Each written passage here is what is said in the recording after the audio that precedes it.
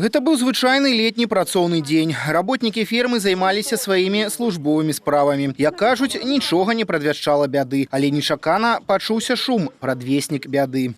Здесь животноводы, я управлялись, чистили кормовой стол, где-то что-то подбрасывали. Ну, буквально на минут 5 отошли в сторону. Слышим такой, здесь в этом загоне, ров раздался, крик такие животных. Мы бегом развернулись сюда, подошли, лежат 14 дел. Ну, сразу мы не посчитали, конечно, глянули, лежит скот.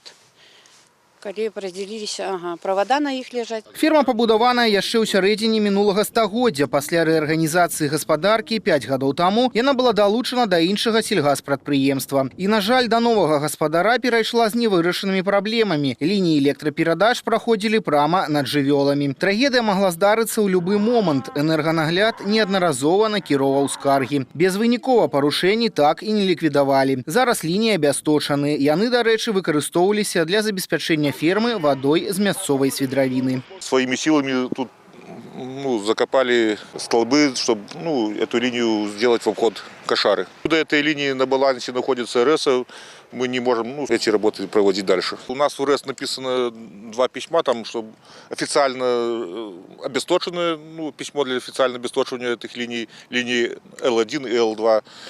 И второе письмо написали, чтобы это самое запитать это самое артскважину от линии Л2 напрямую.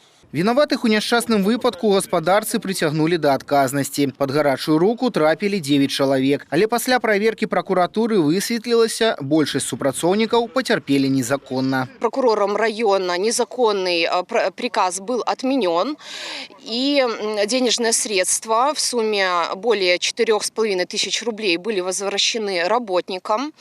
В последующем на основании постановления прокурора района о привлечении к материальной ответственности виновные должностные лица, в том числе руководитель хозяйства, были привлечены к материальной ответственности на сумму более 11 тысяч рублей, которые взысканы.